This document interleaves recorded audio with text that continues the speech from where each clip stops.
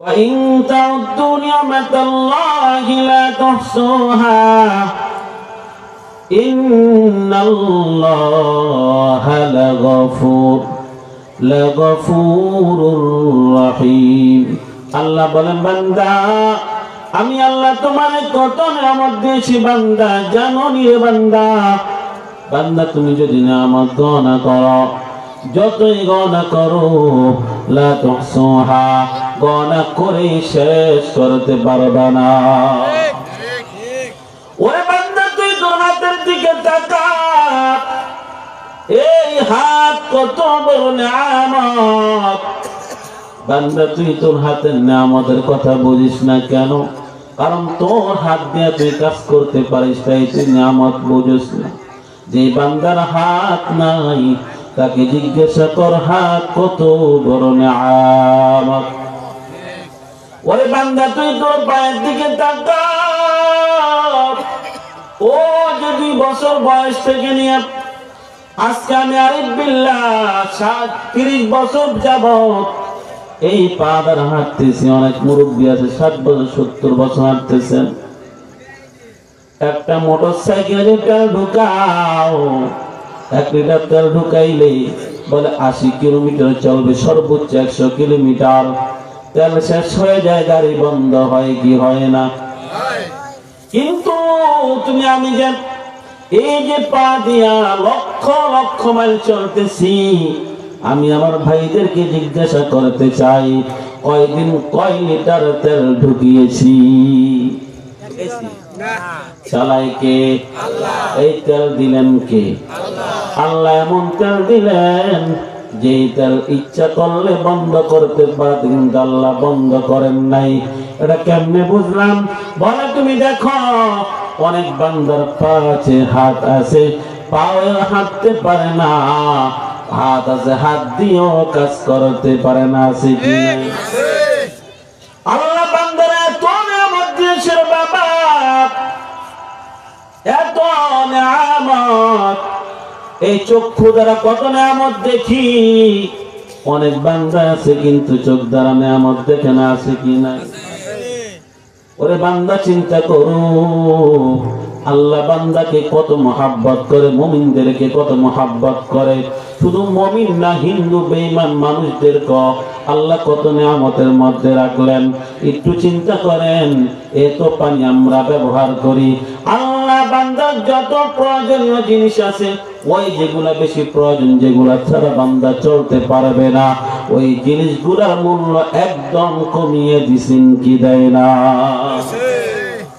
এই পানির দিকে তাকাও প্রত্যেকটা দিন প্রত্যেকটা মানুষের মন কেমন পায় লাগে কি লাগে না অথচ এই মধু 1 কেজি খাঁটি মধু কিনতে যাও 1000 টাকা নিচে কিন্তু পাইবা না কিন্তু আমি জানতে চাই যদি এই মধুটা যদি বান্দার প্রত্যেক সেকেন্ডে লাগতো তাহলে এই বান্দা কি মধু কিনে চলতে পারতো না কথা কয় না গা আল্লাহ তাআলা এই মধু এমন একটা মধু কোন বান্দা যদি তার জন্মের পর থেকে মৃত্যু পর্যন্ত যদি 1 ফোঁটা মধু না পান করে ওই বান্দা কি কোনো ক্ষতি হবে নাকি না কিন্তু পানি এমন একটা জিনিস আল্লাহ দয়া করিয়া মায়া করিয়া বুঝতে পারলেন এই পানি ছাড়া বান্দা 1 সেকেন্ড চলতে পারবে না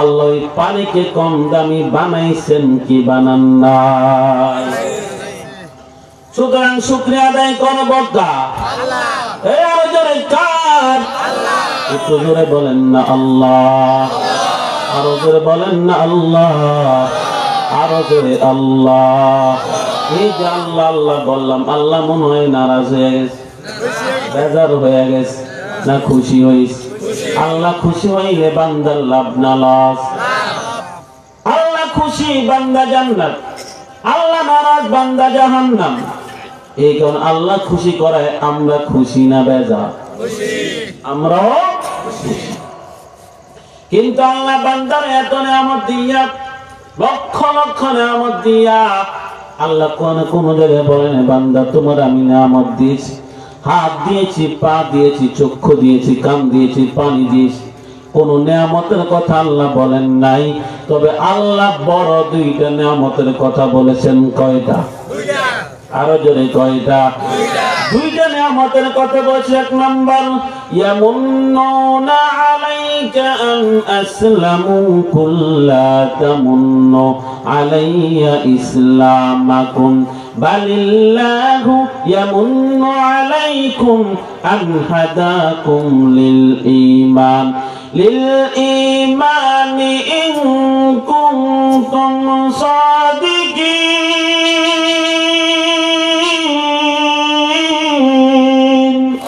আল্লাহ বলেন, বান্দা তোমার যত নিয়ামত দিয়েছি ওই নিয়ামতের মধ্যে সবচেয়ে বড় নিয়ামত হলো বান্দা আমি আল্লাহ তোমারে মুসলমান বানিয়েছি।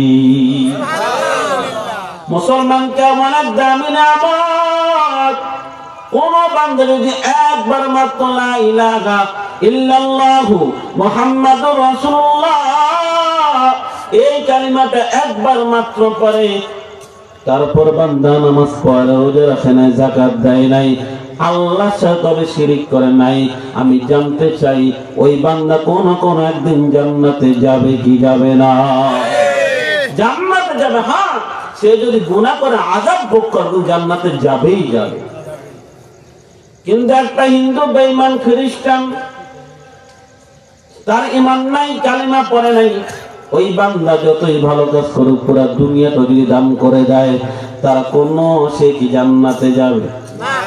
কেন যাবে না? বলে তার ঈমান নাই, কালিমাটাও পড়ে না। আল্লাহ বলতেছে, বান্দা তোমাদের কেমন একটা কালিমার মেডিসিন দিলাম, তোমরা বান্দার একদিন জান্নাতে যাইবা। সবচেয়ে বড় নিয়ামত দ্বিতীয় যে নিয়ামত আল্লাহ বলেন, লাকাদ মান্নাল্লাহু আলাল মুমিনিনা ইয বা'সা ফীহিম রাসূলান মিন আনফুসিহিম ইয়াতলু আলাইহিম আয়াতি ওয়া ইউযাক্কিহিম ওয়া ইউআল্লিমুহুমুল কিতাবা ওয়াল হিকমা। আল্লাহ বলে, বান্দারে দ্বিতীয় যে নিয়ামত, ওই নিয়ামতটা হলো আমি আল্লাহ তোমাদেরকে শ্রেষ্ঠ নবীর উম্মত বানিয়েছি। কেমন নবীর উম্মত বানাইছেন? ও বাবাজিরা শুনুন, আল্লাহ তাআলা কেমন নবীর উম্মত বানাইছেন? আমাদের নবীর পূর্বে লক্ষের উপর নবী অতিবাহিত হয়েছে কি হয় নাই? প্রত্যেক নবীর উম্মত আছে কি নাই? আচ্ছা বলুন তো, আমরা কি সর্বশ্রেষ্ঠ শুধু তাই না, সবার শেষের নবীর উম্মত কিনা? আমাদের নবী সবার লাস্টের নবী, সবার শেষ নবী, আমরা সেই নবীর উম্মত। কিন্তু আমরা এই নবীর উম্মত হওয়ার কারণে আমাদের কি লাভ হয়েছে? আল্লাহ কেন নিয়ামতের কথা বললেন? বলে একটাই কারণ, বলে বান্দা তোমরা শেষ নবীর উম্মত, আসলে দুনিয়ায় সবার লাস্টে, কিন্তু শ্রেষ্ঠ নবীর উম্মত হওয়ার কারণে জান্নাতে যাইবা সবার আগে। সবার আগে কেন? বলে সর্বশ্রেষ্ঠ নবীর উম্মত হওয়ার কারণে। তাহলে আল্লাহ বান্দারে দুইটা বড় নিয়ামত দিয়েছে। এক নম্বর নিয়ামত মুসলমান বানিয়েছেন, দুই নম্বর নিয়ামত হলো আমাদের সর্বশ্রেষ্ঠ নবীর উম্মত বানাইছে। খুশি না বেজার? কোনো কষ্ট আছে? সবকিছুর মালিক কে? আল্লাহ। আমি যে আয়াত তেলাওয়াত করেছি, আল্লাহ পাক রব্বুল আলামিন ওই আয়াতের মধ্যেও এই মুমিনদেরকে ডেকেছেন। কাদেরকে? এই যে মুমিনের নিয়ামত দিয়েছেন, সেই মুমিনদেরকে ডেকেছেন। দেখো মুমিনরা, আমি তো বলছি তোমাদেরকে জান্নাত দেব, কালিমা পড়ছো জান্নাত পেয়ে যাইবা, কোনো সন্দেহ নাই। তবে মুমিনরা, আমি চাই তোমরা জাহান্নামে একটা সেকেন্ডের জন্য তোমরা যেন জাহান্নামে না যাও। তোমরা দুইটা কাজ করো, এই দুইটা কাজ করলে তোমরা জাহান্নামে যাওয়াই লাগবে না। কোথায় যাওয়া লাগবে না? ডাইরেক্ট জান্নাত। ডাইরেক্ট কে? জান্নাত। দুইটা কাজ কি আল্লাহ বলেন? ইয়া আইয়ুহাল্লাযীনা আমানুত্তাকুল্লাহ, হে ঈমানওয়ালা তোমরা আল্লাহকে ভয় করো। কাকে? আল্লাহকে। ওয়াকুলু কাওলান সাদীদা, এবং ন্যায় সঙ্গত কথা বলো, সঠিক কথা বলো, সত্য কথা বলো। মানে তুমি তোমার জবানের দায়িত্ব নাও। কাজ দুইটা করতে বলছেন। এক নম্বর আল্লাহকে ভয় করতে বলেছেন, দুই নম্বর জবানের দায়িত্ব নেওয়ার জন্য বলছেন। কেন? বলে অনেক মানুষ সেই জবানের কারণে জাহান্নামী হয়ে যাইবে, আবার অনেক মানুষ সেই জবানের দায়িত্ব নেওয়ার কারণে অনেক মানুষ জান্নাতি হয়ে যাবে। قال رسول الله صلى الله عليه وسلم من يضمن لي ما بين لحيي وما بين رجلي أضمن له الجنة। আল্লাহর নবী সাল্লাল্লাহু আলাইহি সাল্লাম বলেন, উম্মত তোমরা শুনো, দুইটা জিনিসের তোমরা জিম্মাদারি নাও, দুইটা জিনিসের দায়িত্ব তোমরা নাও। এক নম্বর তোমরা তোমাদের দুই ঠোঁটের মাঝখানের দায়িত্ব নাও, দুই নম্বর তোমরা তোমাদের লজ্জাস্থানের দায়িত্ব নাও। এই দুইটা দায়িত্ব নিতে যদি তোমরা পারো, পয়গম্বর বললাম আজমাল্লাহুল জান্নাহ, পয়গম্বর তোমাদের জান্নাতের জিম্মাদারি নিয়ে নিলাম। সুতরাং জবান একদম সম্পদ। এই জবান সব কাজে ব্যবহার করা যাবে না। আমার জবানের দায়িত্ব আমি নেই, কেমনে দায়িত্ব নাও? বলে সব কাজে ব্যবহার করবা না। মানুষের বদনাম বলে জীবনটা কাটিও না, মানুষের গীবত কইরা জীবনটা কাটাইও না। এই জবানের কারণে অনেক মানুষ জাহান্নামী হয়ে যাবেন। পাহাড় পরিমাণ আমল নেওয়া সত্ত্বেও অনেক মানুষ জবান দ্বারা মানুষকে কষ্ট দেওয়ার কারণে জাহান্নামী হয়ে যাবে। একদিন সাহাবায়ে পয়গম্বর অমুক গোত্রের মধ্যে একজন মহিলা আছে, মিন কাসরাতি সালাতিহা ওয়া সিয়ামিহা ওয়া সাদাকাতিহা। ও পয়গম্বর, অমুক মহিলা আছে, ওই মহিলা বেশি বেশি নামাজ পড়ে, বেশি বেশি রোজা রাখে, বেশি বেশি সদকা করে। এর মাইন্ডা কি ফরজ নামাজ পড়ে, ফরজ বিধানগুলা মানে, ফরজ নামাজ পড়ে, তাহাজ্জুদ পড়ে, নফল নামাজও পড়ে, রোজা রাখে, ফরজ রোজা রাখে, আবার নফল রোজাও রাখে, যাকাত দেয়, আবার নফল সদকা করে। মোট কথা বেশি বেশি আমল, কোনো আমলে কমতি নাই।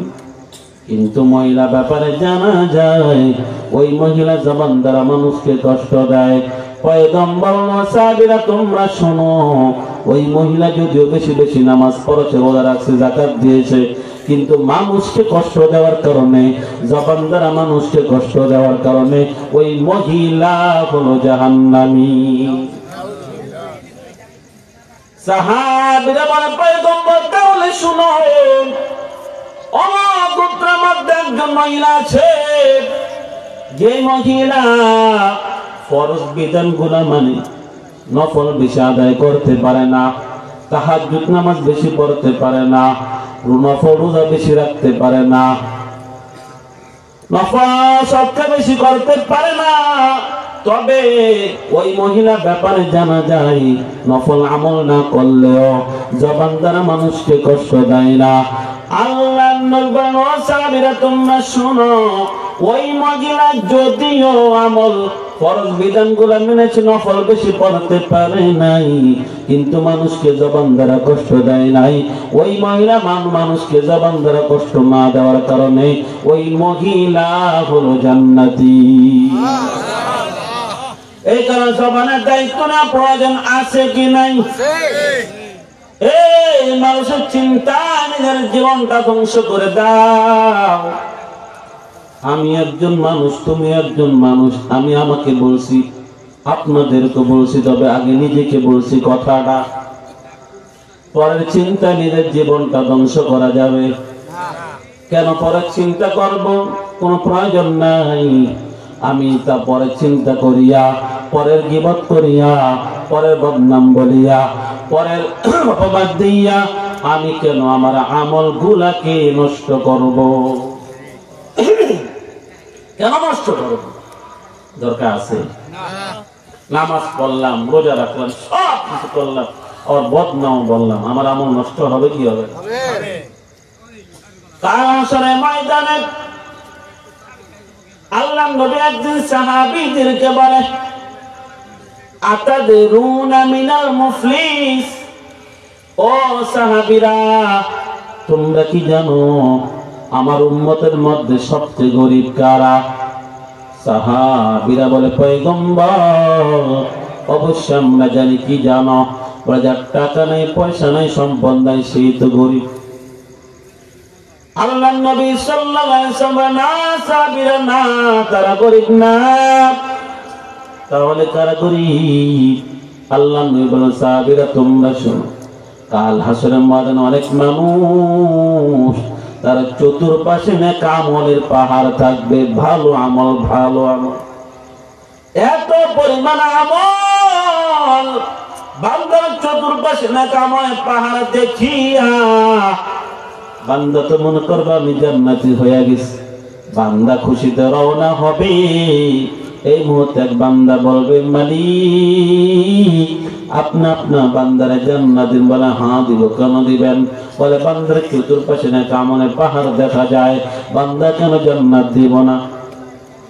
বান্দা বলবে, মালিক আপনার বান্দাকে জান্নাত দেন, কোনো সমস্যা নাই, তবে আমার পাওনা আছে, আমার টাকা মেরে খাইছে, আমার সম্পদ মেরে খেয়েছে, আমার নামে গীবত করেছে, আমার সম্মান নষ্ট করেছে, জবান দ্বারা আমাকে কষ্ট দিয়েছে। ও মালিক আগে আমার পাওনা বুঝিয়ে দেন, তারপর বান্দাকে জান্নাত দিয়া দেন। আল্লাহ বলে, বান্দা অমুক বান্দা কি বলে, তোমার নিকট নাকি সম্পদ পায়, তোমার নিকট নাকি টাকা পায়, তুমি নাকি তার গীবত করেছো? বলে, হ্যাঁ করেছি। ওই পাওনা বুঝাইয়া দাও।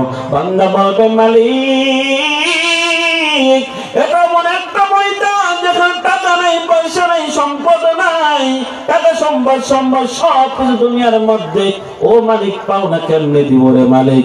আল্লাহ বলবে, বান্দা যেহেতু টাকা নেই, পয়সা নাই, সম্পদ নাই, সুতরাং তোরা আমল গুলা দেওয়া শুরু করে দে। বান্দা আমল গুলা দেওয়া শুরু করে দিবে। আমল দিতে দিতে দিতে দিতে বান্দার আমল সব শেষ হয়ে যাবে, কিন্তু বান্দার পাওনাদার শেষ হবে না। এমন মত এক বান্দা বলবে, মালিক আপনার বান্দার জান্নাত দেন, কোনো সমস্যা নাই রে মালিক। ও আল্লাহ আগে আমার পাওনা বুঝাইয়া দেন মালিক। আল্লাহ বল, বান্দারে এই বান্দার পাওনা বুঝাইয়া দাও, এই বান্দার পাওনা বুঝিয়ে দাও। বান্দা বলবে, মালিক পাহাড় পরিমাণ আমল নিয়ে আসলাম, ভালো আমল নিয়ে আসলাম রে মালিক, আমল দিতে আমার সব আমল শেষ হয়ে গেল, এখন কেমনে তার পাওনা আমি বুঝিয়ে দিব? আল্লাহ বলবে, বান্দারে যেহেতু বান্দার হক মাইরা খাইলে, গীবত করলে, অপবাদ দিলে, লাঞ্ছনা করলে, মানুষের সম্মান নষ্ট করলে, জবান দ্বারা মানুষকে কষ্ট দিলে, সুতরাং যেহেতু তোর আমল শেষ, ওই বান্দার গুনাহগুলি বহন করা শুরু করে দে। ওই বান্দা গুনাহ বহন করতে করতে করতে করতে অবস্থা হয়ে যাবে। যে বান্দার চতুর্পাশে নেক আমলের পাহাড় ছিল, ওই বান্দা মানুষের হক মারার কারণে, মানুষের গীবত করার কারণে, বান্দাকে অপবাদ দেওয়ার কারণে ওই বান্দার অবস্থাটা কেমন হবে? ওই বান্দার নেকের পরিবর্তে, নেকের পাহাড়ের পরিবর্তে গুনার পাহাড় নিয়া ওই বান্দা জাহান্নামে চলে যাবে। আল্লাহর নবী সাল্লাল্লাহু আলাইহি সাল্লাম বলে, উম্মত তোমরা শোনো, ও সাহাবীরা তোমরা শোনো, আমার উম্মতের মধ্যে এরাই সবচেয়ে গরীব, যারা পাহাড় পরিমাণ আমল নেওয়া সত্ত্বেও তারা হলো জাহান্নামী। এই কারণে দরকার আছে ভাই অন্য চিন্তা করা, দরকার আছে গীবত করা, জবান দ্বারা কষ্ট করার প্রয়োজন আছে? নিজের চিন্তা নিজেই করতে। এক নম্বর বললাম আল্লাহর ভয়, দুই নম্বর জবানের হেফাজত। এই জবানের দায়িত্ব সম্পর্কে কিছু আলোচনা করলাম।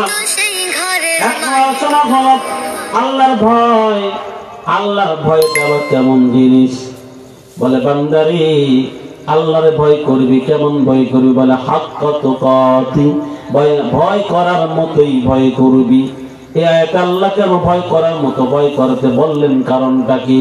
আল্লাহ বলে বান্দারে দুনিয়ার জমিনে মানুষ মানুষকে ভয় পায়, দুনিয়ার জমিনে সন্তান বাবাকে ভয় পায়, সন্তান মাকে ভয় পায়, ছাত্র শিক্ষককে ভয় পায় কি পায় না? ওই সন্তান মার সামনে অন্যায় করে না, সন্তান বাবার সামনে অন্যায় করে না, ছাত্র শিক্ষকের সামনে অন্যায় করে না। ও সন্তান তুমি কেন তোমার সামনে অন্যায় করো না, বাবার সামনে অন্যায় করো না, শিক্ষকের সামনে অন্যায় করো না? সন্তান বলে আমি যদি অন্যায় করি আমার মা আমাকে প্রহার করবে, আমার বাবা আমাকে প্রহার করবে, আমার শিক্ষক আমাকে প্রহার করবে। কিন্তু এই সন্তানটা আবার যখন মা অগোচরে চলে যায়, মা দূর হয়ে যায়, মা দূরে চলে যায়, শিক্ষক ক্লাস থেকে বের হয়ে যায়, ওই সন্তান আবার অন্যায় করে, ওই সন্তান আবার অন্যায় করে। ও সন্তান কেমন তুমি অন্যায় করো? বলে আমার মা দেখে না, আমার বাবা দেখে না, আমার শিক্ষক দেখে না, আমাকে প্রহার করবে না, তাই আমি অন্যায় করি। আমি জানতে চাই বাবাজিরা, দুনিয়ার মধ্যে মাকে ফাঁকি অন্যায় করা যায়, বাবাকে ফাঁকি অন্যায় করা যায়, শিক্ষককে ফাঁকি অন্যায় করা যায়, আমার আপনার আল্লাহকে ফাঁকি দিয়ে কি অন্যায় করা যাবে? সবকিছু দেখেন কে? ওহুয়া মাআকুম আইনামা কুনতুম ওয়াল্লাহু বিমা তা'মালুন ওয়াল্লাহু বিমা তা'মালুনা বাসীর।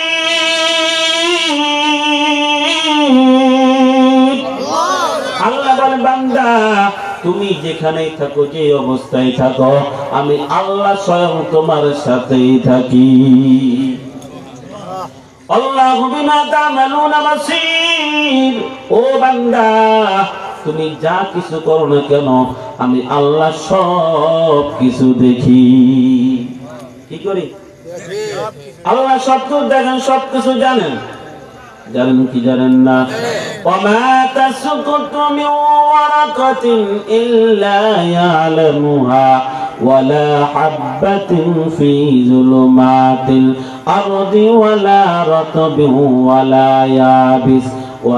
ইয়াবিসিন ইল্লা ফি কিতাবিম মুবিন।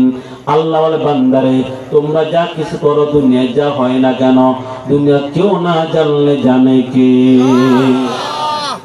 একটা পাতা কখন পরে, কিভাবে পরে, কখন শুকিয়ে যায়, শুকাইয়া কখন জমিনের মধ্যে পড়ে, দুনিয়া কেউ না জানলে জানে কে? আরো জোরে কে? একটা বীজ রোপণ করলা, ওই বীজের মধ্যে কখন সেটা গজায়, গাছে পরিণত হয়, দুনিয়া কেউ না জানলে জানে কে? আরো জোরে কে? আরো জোরে কে? আল্লাহ বান্দা সব কিছু দেখে। এখন আল্লাহ বান্দা সব দেখার পর বলেন তো গুনাহ করা কি সম্ভব? বান্দা সব দেখে বলে শুধু তাই না, দুনিয়ার মধ্যে দোকানের মধ্যে সিসি ক্যামেরা লাগাই কি লাগায় না? বর্তমান চোররা আধুনিক সিসি ক্যামেরা সহায় চুরি করে নিয়ে যায়। কি সহ? সিসি ক্যামেরা সহায় বিদায়। এখন কেমনে দোকানদার চালা কারোর গোপনে সিসি ক্যামেরা লাগাই কি লাগায়? কারণ চোর ধরতে ঠিক নেই। ওই চোররা যখন চালাক, দোকানদার আরো চালাক। কিন্তু আল্লাহ বলে বান্দারে আমি কোন চালাকি করব না, আমি গোপনে কোনো সিসি ক্যামেরা দিব না, আমি প্রকাশ্যে তোমাদের জন্য সিসি ক্যামেরা দিব। কেন? আমি চাই তোমরা সিসি ক্যামেরার সামনে গুনাহ করিও না। কারণ যতই গুনাহ করবো ওই সিসি ক্যামেরা সব রেকর্ডিং করে, তুমি বাঁচবা কিভাবে? আমি আল্লাহ দেখছি, আল্লাহ জানি, অস্বীকার করবে যে আল্লাহ আমি করি নাই, এই সুযোগটা তো পাবি না। আমি তো পোষে সিসি ক্যামেরা ফিট করে দিয়েছি, ফোকাস করে দিয়েছি। কেন? আমি চাই বান্দা যেন প্রকাশ্যে দেখিও গুনাহ না করে। গুনাহ কি করে? সিসি ক্যামেরা কি কি বলে? এক নম্বর হাত একটা সিসি ক্যামেরা, পা একটা সিসি ক্যামেরা। আমার কথা না, আল্লাহ বলেন আল ইয়াওমা নাখতিমু আলা আফওয়াহিহিম ওয়া তুকাল্লিমুনা আইদিহিম ওয়া তাশহাদু আরজুলুহুম বিমা কানু ইয়াকসিবুন। বলে হাত তোমার বিরুদ্ধে সাক্ষী দিবে, তোমার পা তোমার বিরুদ্ধে সাক্ষী দিবে। তোমার চোখ, তোমার কান, তোমার চামড়া পর্যন্ত তোমার বিরুদ্ধে সাক্ষী। হাত্তা ইযা মা জাউহা শাহিদা আলাইহিম সামউহুম ওয়া আবসারুহুম ওয়া জুলুদুহুম বিমা কানু ইয়ামালুন। বলে কান, চক্ষু, চামড়া পর্যন্ত তোমার বিরুদ্ধে সাক্ষী দিবে। 5টা সিসি ক্যামেরা, 1 নম্বর হাত, 2 নম্বর পা, 3 নম্বর চক্ষু, 4 নম্বর কান, 5 নম্বর চামড়া, 6 নম্বর ইয়াউমাইযিন তুহাদ্দিসু আখবারাহা বিআন্না রাব্বাকা ওয়াহালাহা। বলে জমিন পর্যন্ত তোমার বিরুদ্ধে সাক্ষী দিবে। ও ভাইরা, আমি জানতে চাই, যে বান্দার সবকিছু আল্লাহ দেখে, যে বান্দার সবকিছু আল্লাহ জানে, যে বান্দার বিরুদ্ধে তার হাত বিরুদ্ধে সাক্ষী দিবে, চোখ বিরুদ্ধে সাক্ষী দিবে, কান বিরুদ্ধে সাক্ষী দিবে, পা তার বিরুদ্ধে সাক্ষী দিবে, চামড়া তার বিরুদ্ধে সাক্ষী দিবে, কোন বান্দার অন্তরে এই জিনিসটা থাকলে ওই বান্দাকে গুনাহ করতে পারে। এই কোন আল্লাহ বলেন, বান্দা ভয় করার মতোই ভয় করো, কারণ তুমি যা কিছু করো দুনিয়ার মধ্যে ফাঁকি অন্যায় করতে পারবা, আখিরাতের ব্যাপারে, আল্লাহর ব্যাপারে কোনো কিছু ফাঁকি অন্যায় করা যাবে না। এখানে ভয় করার মতো ভয় করতে বলেছে। এখন কথা হলো, হুজুর বুঝলাম ভয় করার মতো ভয় কর। আমাদের অনেক সন্তান আছে, অনেক ভাই আছে, যুবক ভাইরা তাবলীগে যায় কি যায়, চরমনে যায় কি যায় না, যাওয়ার পর 1 মাস 2 মাস আসার পরে নামাজ পড়ে আবার যেছে আছে কি না, আছে নামাজ পড়ে 5 ওয়াক্ত নামাজ। কি রে ভাই, দেখলাম 1 মাস নামাজ পড়লে আবার নামাজ পড়িস না, কারণ ডাকি ওই ভাই শয়তান ধরছে। কি ধরছে? শয়তান ধরেছে। কিন্তু জানা বিষয় হলো, ওই বান্দা কিছু সময়ের জন্য আল্লাহকে ভয় করছে কি করে নাই, আবার ভয়টা চলে গেল। কারণটা কি? স্থায়ী ভয় আসার জন্য, স্থায়ীভাবে তাকওয়া হওয়ার জন্য বলে তোমার 2টা কাজ করতে হবে। কয়টা কাজ? আরো জোরে, কয়টা? 1 নম্বর কোন আল্লাহ ওয়ালা সুহবতে যাওয়া, আর সাহাবাত আল্লাহ ওয়ালা সাহাবাত। 2 নম্বর সব সময় আল্লাহকে স্মরণ করা। কাকে? 1 নম্বর আল্লাহ ওয়ালা সাহাবাত। আল্লাহ বলেন, ইয়া আইয়ুহাল্লাযীনা আমানুত্তাকুল্লাহ ওয়া কুনু মা'আস সাদিকিন। হে ঈমানওয়ালারা, আল্লাহরে ভয় কর আর আল্লাহ ওয়ালার সুহবতে যা। সুহবতে সালিহতুরা সালিহুনাদ, সুহবতে তালিহতুরা তালিকুনাদ। মাইলে মুমিন সুয়ে মুমিন মিশাওয়াদ, মাইলে কাফের সুয়ে কাফের মিশাওয়াদ। এক জামানা সাহাবাতে বা আউলিয়া বেহতরাসদ সালে তাআত বেরিয়া, हर गुरीदे नेको तू तैयार है, क्यों न मांगे उसे तू बेजार है। हर तरफ से हो को हमको रोतबा, आपरे अब तेरे दर पर या इलाही तू मेरा गफ्फार है, या इलाही तू मेरा सत्तार है, या इलाही तू मेरा रहमान है, या इलाही तू मेरा रहीम है। একটা কথা আছে, সৎসঙ্গে স্বর্গবাস, অসৎসঙ্গে সর্বনাশ। আপনি যদি রোদের মধ্যে যান, আপনার ইচ্ছা নাই রোদের তাপ আপনার গায়ের মধ্যে লাগাবেন। ও বাবাজির একটু বলুন তো, রোদের মধ্যে গেলে আপনার ইচ্ছা থাকুক বা না থাকুক, আপনার গায়ের মধ্যে রোদের তাপ লাগবে কি লাগবে না? এই পানির মধ্যে নামলে, নামের পর পানি তুই আমার গায়ের মধ্যে লাগিস না।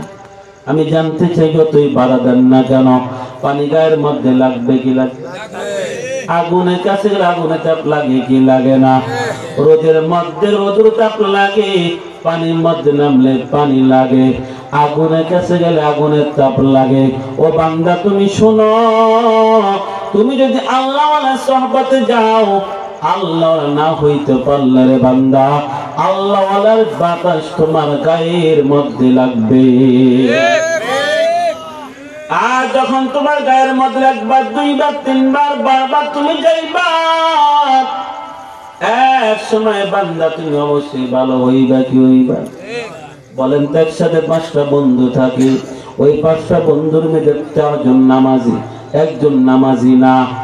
4 বন্ধু 5 বন্ধু একসাথে খেলে, 4 বন্ধু আজান দেয় মসজিদে চলে যায়, আরেক বন্ধু যায় না। একদিন, 2 দিন, 3 দিন, 5 দিন, সব 4 বন্ধু যায়, এক বন্ধু যায় না। 1 বছর, 2 বছর, 3 বছর, আমি জানতে চাই যে বন্ধুটা লজ্জায় পরে হলেও 1 বছর পরে, 2 বছর পরে, 5 বছর পরে হলো ওই বন্ধু নামাজি হবে। কি হবে? লজ্জায় পরে হইলে হবে। এর বিপরীতে একটা বান্দা, 5 বন্ধু সবাই খারাপ, গাঞ্জা খায়, সিগারেট খায়, বিভিন্ন খারাপ কাজ করে। 5 বন্ধুর ভিতরে 1 বন্ধু ভালো, ওই বান্দা খারাপ করে না, সে সব সময় ভালো থাকে। কিন্তু সে সিগারেট খায়, সে সাথে থাকে। ওই বান্দা যখন বারবার থাকতে থাকে, 5 বছর পরে হলো ওই বান্দা খারাপ হবে কি হবে না? সুতরাং আল্লাহ ওয়ালার সুহবতে যাও, আল্লাহ ওয়ালার সুহবতে আল্লাহ ওয়ালা হওয়া যায়। আর খারাপ সুহবতে তুমি খারাপ হবে, কোনো সন্দেহ নাই। ওরে বান্দা, এগুলো তোমার মধ্যে তাকওয়া আনার জন্যে, আল্লাহর ভয় আনার জন্যে 1 নম্বর কাজ হলো তুমি আল্লাহ ওয়ালার সুহবতে যাওয়া। 2 নম্বর, তুমি সবসময় আল্লাহকে স্মরণ করতে হবে। কাকে? ইয়া আইয়ুহাল্লাযীনা আমানু যকুরুল্লাহা যিকরান কাসীরা ওয়া সাব্বিহুহু বুকরাতাও ওয়া আসীলা। আল্লাহ বলে, ঈমানওয়ালারা বেশি বেশি আল্লাহ জিকির করো, বেশি বেশি আল্লাহকে স্মরণ করো। বেশি বেশি বলতে কি বোঝায়? ওয়া সাব্বিহুহু বুকরাতাও ওয়া আসীলা। সকাল সন্ধ্যা আল্লাহ তাসবিহ করো, সকাল সন্ধ্যা আল্লাহ জিকির করো, সকাল সন্ধ্যা আল্লাহকে স্মরণ করো। মুফাসসির کرام বলেন, সকাল সন্ধ্যা বলতে কি বোঝায়? বলে সকাল থেকে সন্ধ্যা, সন্ধ্যা থেকে সকাল পর্যন্ত অল টাইম 24 ঘন্টা আল্লাহকে স্মরণ করতে হবে। প্রশ্ন দাঁড়াই, হুজুর আমরা তো ঘুমাই, আমরা দোকানদারি করি, আমরা নামাজ পড়ি, আমরা ঘুমাই, আমরা ভাত খাই, আমরা বাথরুমে যাই, এই সময় তো আল্লাহ ডাকা যায় না। ঘুমের মধ্যে কেমনে আল্লাহ ডাকবো? আল্লাহ বলে সবসময় আল্লাহকে ডাকার জন্য। ঘুমের মধ্যে আল্লাহকে ডাকা যায় না, খাওয়ার সময় আল্লাহকে ডাকা যায় না, বাথরুমে গেলে আল্লাহকে ডাকা যায় না। কেমনে আল্লাহ ডাকবো? আল্লাহ তো বল সবসময় আল্লাহকে ডাকার জন্য। আল্লাহ বলে, বান্দা কোনো টেনশন নাই, আমি আল্লাহর আদেশ, ওই আদেশটা তোমরা মানো। আমার নবী পয়গম্বর সাল্লাল্লাহু আলাইহি সাল্লামের তরিকায় মানো। তুমি আমল না করলেও তোমার আমলের পরিপূর্ণ আমলের সওয়াব দেওয়া হবে। এ বান্দা, ঘুমাইবা, প্রত্যেকটা মানুষ ঘুমাইতে অবশ্যই হবে। ঘুমানোর পূর্বে আসর নামাজ জামাতের সাথে আদায় করে নাও। ঘুমাইতে যাইবা, ডান হাতটা কাঁধের নিচে দিয়া দাও, দোয়া পড়, আল্লাহুম্মা বিসমিকা আমুতু ওয়া আহইয়া, দোয়াটা পড়ে নাও। দোয়াটা পড়ে এবার ঘুমিয়ে যাও। ঘুম থেকে উঠিয়ে দোয়া পড়ো, আলহামদুলিল্লাহিল্লাযী আহইয়ানা বা'দা মা আমাতানা ওয়া ইলাইহিন নুশুর, দোয়াটা পড়ে নাও। আবার দোয়া পড়ে উঠো, উঠে এবার ওযুটা করে নাও, নামাজটা পড়ে নাও জামাতের সাথে। বান্দা, মাঝখানে তুমি 5 ঘন্টা সময়, 7 ঘন্টা সময় একবার আল্লাহ ডাকতে পারলা না, জিকির করতে পারলা না, কোরআন তেলাওয়াত করতে পারলা না, কিন্তু মনে চাহিদা ছিল, তারপরও পারো নাই। তার প্রত্যেকটা মানুষের ঘুম দরকার আছে কি নাই? পারো নাই, কিন্তু নবীর তরিকা, নবীর সুন্নাত তরিকায় ঘুমাইলা, আবার নবীর সুন্নাত তরিকায় ঘুম দিয়ে উঠলা। এই যে মাঝখানের সময় তুমি 5 ঘন্টা 7 ঘন্টা সময় ঘুমাইলা, আল্লাহ বলতেছে, বান্দা তুমি জিকির করো, যদিও না করছো আমার নবীর তরিকা হওয়ার কারণে পরিপূর্ণ 7 ঘন্টা সময় জিকির করলে যে সওয়াব পাইতা, আমার নবীর সুন্নাত তরিকা ঘুমানোর কারণে পরিপূর্ণ জিকিরের সওয়াব তোমার আমল নামায় দেওয়া হবে। সুবহানাল্লাহ। ওরে বান্দা, বাথরুমে গিয়েছো, বাথরুমে যাইবা, সেখানে গিয়ে তো আল্লাহ টাকা নিষেধ, জিকির করলে বরং গুনাহ হয়। কথা কয় না কা? বাথরুমে গিয়ে আল্লাহ টাকা যাইব না গুনাহ হইব? বলে সেখানে কেমনে জিকিরের সওয়াব পান? বলে বান্দা বাথরুমে যাইবা দোয়াটা পড়ে নাও, আল্লাহুম্মা ইন্নী আউযু বিকা মিনাল খুবুসি ওয়াল খাবায়েস। দোয়াটা পড়ে নাও, বাম পাটা আগে দাও। কোন পা? ডান পা না বাম পা? বাম পা বুঝেন, মসজিদের ঢোকার ক্ষেত্রে ডান পা। কি পা? বাথরুমে গেলে বাম পা আগে দাও। দোয়াটা পরে বাম পাটা আগে দাও। জোরে সাল্লাম। এবার ডান পা দিয়ে বের হও। কোন পা? ডান পা দিয়ে বের হও। হইয়ে এবার দোয়া করো, আলহামদুলিল্লাহিল্লাযী আযহাবা আন্নিল আযা ওয়া আফানি। দোয়াটা পড়ে নাও। আগো দোয়া পড়লা, পরে দোয়া পড়লা। আগো নবীর তরিকা, পর নবীর তরিকা। বলে বান্দা মাত্র 10 মিনিট সময় জোর সাল্লাহ, একবার তো আল্লাহ রাখতে পারলা না, জিকির করতে পারলা না, কারণ নিষেধ ছিল। কিন্তু বান্দা জিকিরের সওয়াব কেন পাইছো জানোনি? মাঝখানের সময়টা যদিও তুমি জিকির করতে পারো নাই, আমার নবীর তরিকা হওয়ার কারণে পরিপূর্ণ জিকিরের সওয়াব তোমার আমল নামায় দেওয়া হবে। এই কারণে সবসময় কাকে স্মরণ করতে হবে? আল্লাহকে স্মরণ করো। 1 নম্বর আল্লাহর সহবতে যাও, 2 নম্বর আল্লাহকে স্মরণ করো। এই দুইটা কাজ তোমার মধ্যে সমন্বয় থাকলে তুমি অবশ্যই এক সময় তাকওয়াবান হয়ে যাইবা, জান্নাতি মানুষ হয়ে যাইবা। বলে তাকওয়াবান হও, বুঝলাম। তাকওয়াবান হইলে কি লাভ? সবচেয়ে লাভ হলো বান্দা, কোন বান্দা যদি আল্লাহকে ভয় করে, ওই বান্দা আল্লাহকে, ওই বান্দাকে আল্লাহ সব নিজেই ভালোবাসেন। ফাইন্নাল্লাহা ইউহিব্বুল মুত্তাকিন।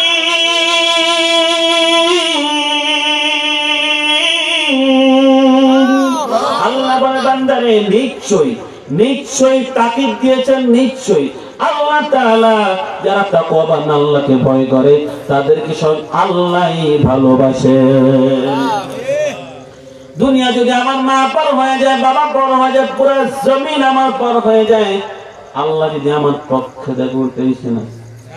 কথা কয় না গা? এই জান্নাতের মালিক, সবকিছুর মালিক। বলে আল্লাহ বান্দারে ভালোবাসলে কি লাভ? বলে আল্লাহ বান্দারে ভালোবাসলে আসমান জমিনে যত জাত, যত প্রাণী আছে সবাই ভালোবাসতে বাধ্য হয়ে যায়। আল্লাহ যখন কোন বান্দাকে ভালোবাসে আল্লাহ বলে জিবরাইল, অমুক বান্দাকে আমি ভালোবাসি। হাদিসের কথা বাবা, অমুক বান্দাকে আমি ভালোবাসি, তোমরাও তাকে ভালোবাসো।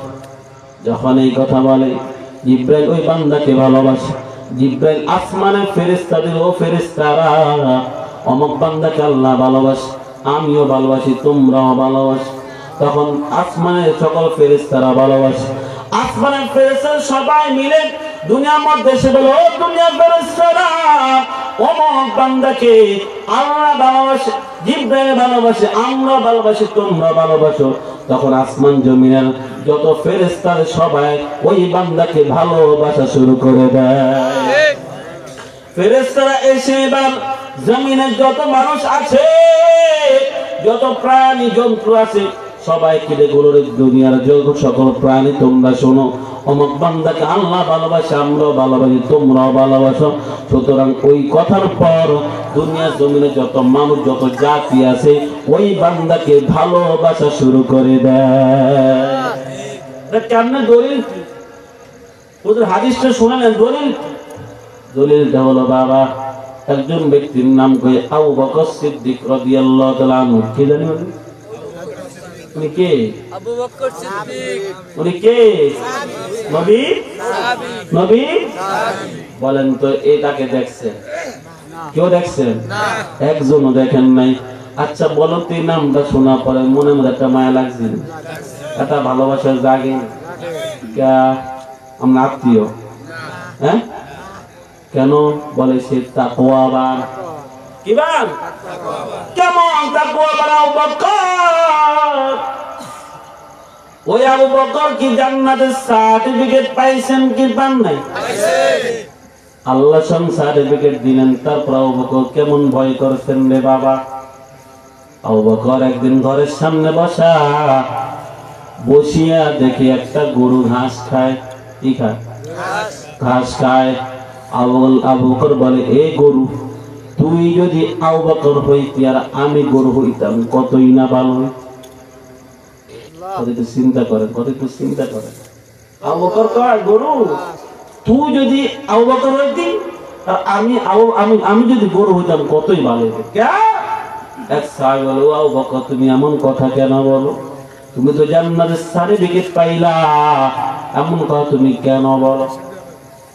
আবু বকর বলে, ও ভাই, যে আল্লাহ আমাকে জান্নাতের সার্টিফিকেট দিলেন, ওই আল্লাহ যদি আমার উপর নারাজ হয়ে যায়, আল্লাহ যদি আবার বেজার হয়ে যায়, তখন আমি আবু বকর মতো খারাপ আর কেউ নাই। কেন? কারণ আমাকে আল্লাহর আদালতে দাঁড়াইতে হবে। আর এই যে গরুটা আজকে মারা গেলে কালকে তার কোনো বিচার নাই। সে যদি কোনো জুলুম করে থাকে অন্য গরু তাকে মাই দিবে, শেষ মাটি হয়ে যাবে, তার কোনো বিচার নাই। কিন্তু আমি আবু বকর যদি আল্লাহকে অসন্তুষ্ট করিয়া আমি যদি যাই, তাহলে আমি আবু বকর আগুনে জ্বলতে হবে। তারা কেমন তাকওয়াবান, এই কারণে আমরা তাদেরকে মহাব্বত, নামটা শুনলেই মহাব্বত আশিকে আসে। এই কারণে আল্লাহ বলেন, ওয়াইদা কিলা লাহুম আমিনু কামা আমানান নাস, ঈমান আনো। কেমন ঈমান? বলে সাহাবীরা যেমন ঈমান এনেছে। সাহাবীর ঈমানের জন্য কত কষ্ট করেছেন রে বাবা। একজন মহিলা ঘটনা বলে শেষ করে দেয়। একজন মহিলা সাহাবিয়া সুমাইয়া রাদিয়াল্লাহু তাআলা আনহা, নাম শুনছেন? একজন সাহাবী মহিলা আল্লাহর নবী নবুয়ত প্রাপ্তির পরে দাওয়াত দেয়। আল্লাহ নবী বললেন, সুমাইয়া ঈমান আনো। সুমাইয়া ঈমান আনলো। সুমাইয়া না, সুমাইয়ার সন্তান ঈমান আনলো। আম্মার মা সন্তান ঈমান আনলো। ঈমানের আওয়াজ আবু জাহেল শুনলো। শোনার পর আবু জাহেল বলে, এই সুমাইয়া ঈমান আনছে, আম্মার ঈমান আনছে, তাদেরকে ধরে আন। ঘটনা ক্রমে একদিন সুমাইয়া আম্মার মা সন্তান রওনা হয়েছে প্রতিমধ্যে। সামনে আবু জাহেল। আবু জাহেল বলে, সুমাইয়া, শুনলাম তুমি নাকি ঈমান এনেছো, শুনলাম তুমি নাকি মুহাম্মদ ধর্ম গ্রহণ করেছো। ও সুমাইয়া বলে, সুমাইয়া বলে, হ্যাঁ আবু জাহেল, আমি ঈমান এনেছি। আবু জাহেল বলে, সুমাইয়া, ঈমানটা ছাড়বি নাকি তোকে আমি কঠিন নির্যাতন শুরু করে দিব। সুমাইয়া বলে, আবু জাহেল শুন, যে আল্লাহ আমার ঈমানের দৌলত দান করেছেন পয়গম্বরের মাধ্যমে, আমি ছিলাম একজন জাহান্নামী মহিলা, ইসলাম গ্রহণ করার জন্য আমি জান্নাতি মহিলা হলাম, ছিলাম জাহান্নামী, হলাম জান্নাতি। তুই আমার যতই আযাব দেস, ও আবু জাহেল শুন, আমি ঈমান ছাড়ব না। আবু জাহেলের মাথা গরম। সৈন্যবাহিনী বলে, ও সৈন্যবাহিনী, একটা লাঠির মধ্যে, একটা গাছের মধ্যে সুমাইয়াকে বাদ, আর একটা খুঁটির মধ্যে আম্মারকে বাদ। বাঁধার পর এবার আবু জাহেল বলে, ও আম্মার, তোর সামনে মারে, তুই দেখছি? বলে, হ্যাঁ দেখি। আবু জাহেল বলে, ও আম্মা, তুই কি চাস তোর সামনে তোর মাকে আমি কষ্ট দিব? তুই কি চাস তোর সামনে তোর মাকে আমি উলঙ্গ করব? আম্মার বলে, না না, আমি এটা চাই না, চাই না। আবু জাহেল বলে, তাহলে শুন, তাড়াতাড়ি ঈমানটা ছাড়, ঈমানটা না ছাড়লে তোর সামনে তোর মাকে আমি উলঙ্গ করে দিব। কথাটা বলতে দেরি হয়েছে, আম্মা মাথা নিচু দিতে দেরি হয় নাই। কিন্তু সুমাইয়া বলে, ও আমার সন্তান আমার, আমরা ছিলাম জাহান্নামী, ঈমান আনার পর আমরা হলাম জান্নাতি। ও আমার সন্তান আমার, আবু জাহেল আমার সাথে যত খারাপ ব্যবহার করুক না কেন, সন্তানদের ঈমান কখনো ছাড়বি না। আমার মাথা নিচু দিয়ে দিস। এইবার আবু জাহেল বলে, এই আমি সুমাইয়াকে উলঙ্গ কর। সুমাইয়াকে উলঙ্গ করলো আমার মাথা নিচু দিয়ে। আবু জাহেল কয়, এই সৈন্য বাহিনী আমার মাথাটা উঁচু করে দে। সে তার মা উলঙ্গ শরীরটা দেখুক তো, তাহলে বুঝবে তার কেমন লাগে। আবু জাহেল এত বড় জালেম, তার আদেশে সৈন্য বাহিনী তার মাথাটা উঁচু করে দিল। আমার এবার মালিককে বলে, মালিক, এই দৃশ্য না দেখিয়া মালিক আমি যদি মাটির নিচে চলে যেতাম কতই না ভালো হতো। সুমাইয়া তো কিছু বড় মান ছাড়ে না, সন্তান জোর সন্তানের মান ছাড়া যাবে না। আবু জাহেল বর্ষা হাতে নিয়ে ওই সুমাইয়ার লজ্জাস্থানে আক্রমণ করা শুরু করে দেয়।